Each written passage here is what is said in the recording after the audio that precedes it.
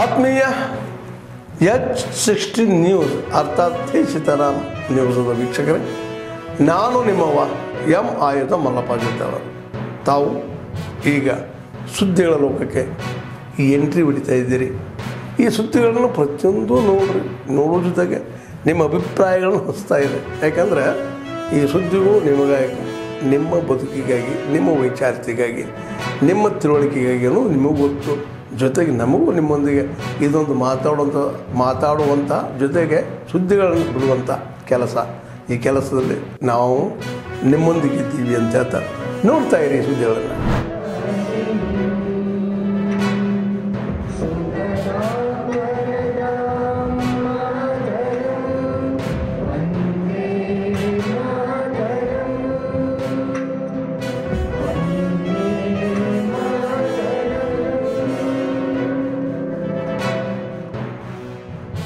ಗೀತೆಯನ್ನು ಹಾಡೋದ್ರ ಮುಖಾಂತರ ಅದಕ್ಕೆ ಒಂದು ವಂದನೆಗಳು, ರೆಸ್ಪೆಕ್ಟ್ ಕೊಟ್ಟಿದ್ದಾರೆ. ಮುಂದೆ ಬರೋ ದಿನಗಳಲ್ಲಿ ಶಿಕ್ಷಣದ ಕ್ರಾಂತಿ ದೇಶದಲ್ಲಿ ಆಗ್ತಾ ಇದೆ. ತುಮಕೂರು ಶಿಕ್ಷಣ ಕ್ರಾಂತಿಗೆ ಹೆಸರುವಾಸಿಯಾದ ಒಂದು ನಗರ ಇದು.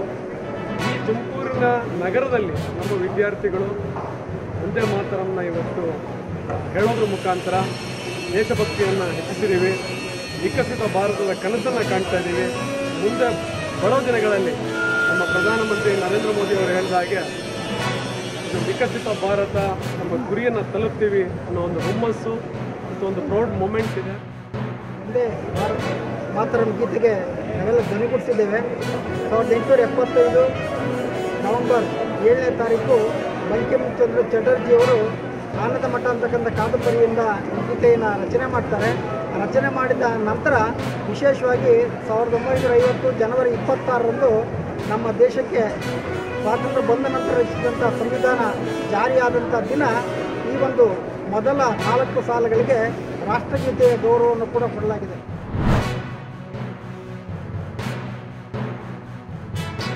They selected for this, and these all 240 movies are international movies, or they are participated various film festivals like Cannes, Venice, Berlin and Busan film festivals.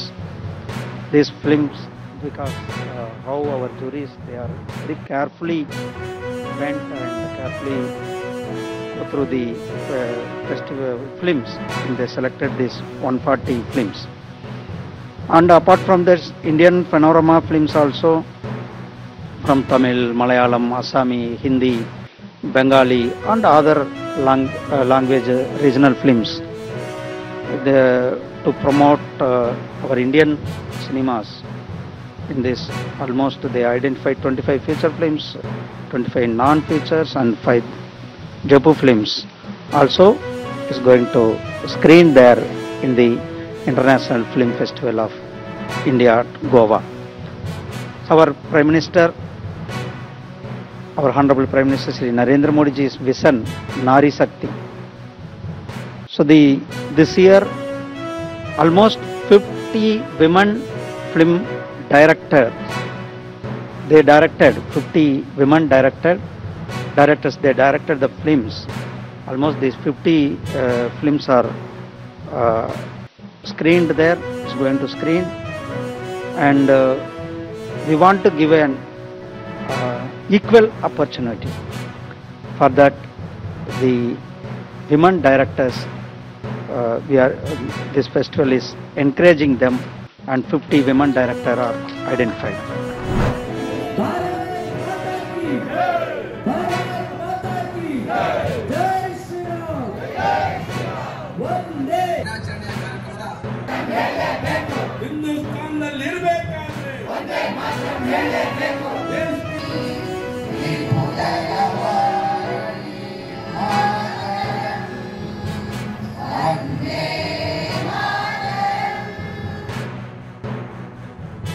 ಇದು ಕೇವಲ ಒಂದು ಗೀತೆ ಅಂತ ಹೇಳಲಿಕ್ಕೆ ಆಗದೆ, ಇದು ನಮ್ಮ ದೇಶದ ಒಂದು ಸಾಂಸ್ಕೃತಿಕ ಒಂದು ಪರಂಪರೆಯ ಒಂದು ರಾಯಭಾರಿಯಾಗಿ 150 ವರ್ಷಗಳು ಇದು ತೆಗೆದುಕೊಂಡು ಬಂದಿದೆ.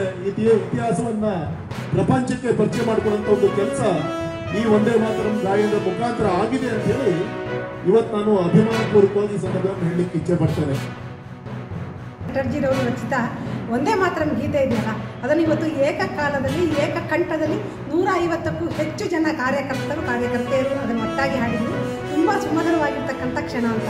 ನಮ್ಮೆಲ್ಲರ ನೆಚ್ಚಿನ ಪ್ರಧಾನಿ ಶ್ರೀಯುತ ನರೇಂದ್ರ ಮೋದಿಜಿರವರು ಈ ಹಾಡು, ಈ ಥರದ ಒಂದು ಘಟನೆಗಳು, ಈ ಥರ ಎಲ್ಲವನ್ನೂ ಕೂಡ ಮುನ್ನಡೆಸ್ತಾ, ದೇಶವನ್ನು ಮುನ್ನಡೆಸ್ತಾ, ಜೊತೆಗೆ ಪ್ರಜೆಗಳಿಗೆ ಇದನ್ನು ತುಂಬತಕ್ಕಂಥ ಪ್ರಯತ್ನವನ್ನು ಮಾಡ್ತಾ ಇದ್ದಾರೆ. ಸಂಭ್ರಮಾಚರಣೆಯನ್ನು ನಾವಿವತ್ತು ಆಚರಿಸ್ತಾ ಇದ್ದೇವೆ. ಇಡೀ ದೇಶದಲ್ಲಿ ಇವತ್ತು ಈ ಗೀತೆಯನ್ನು ನಾವೆಲ್ಲರೂ ಒಗ್ಗೂಡಿಕೊಂಡು ಹಾಡಿದ್ದೇವೆ.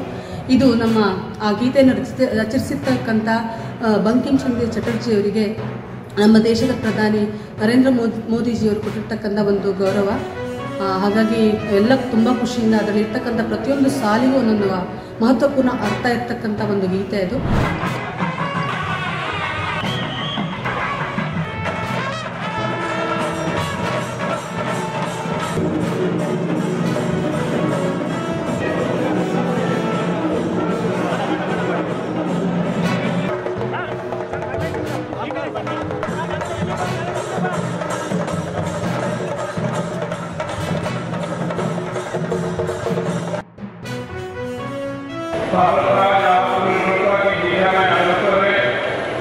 आत्मनिर्भर भारत के स्वप्न को साकार करना हेतु मेक इन इंडिया जैसे अभियानों के माध्यम से देश अपनी प्रतिभा, नवोन्मेष और प्रौद्योगिकी की क्षमता को सशक्त कर रहा है। इस दिशा में शिक्षा और कौशल विकास की भूमिका अहम महत्वपूर्ण है। डिजिटल इंडिया के माध्यम से हमारे देश में पारदर्शिता, सुगमता और समानता का एक नया युग प्रारंभ किया है।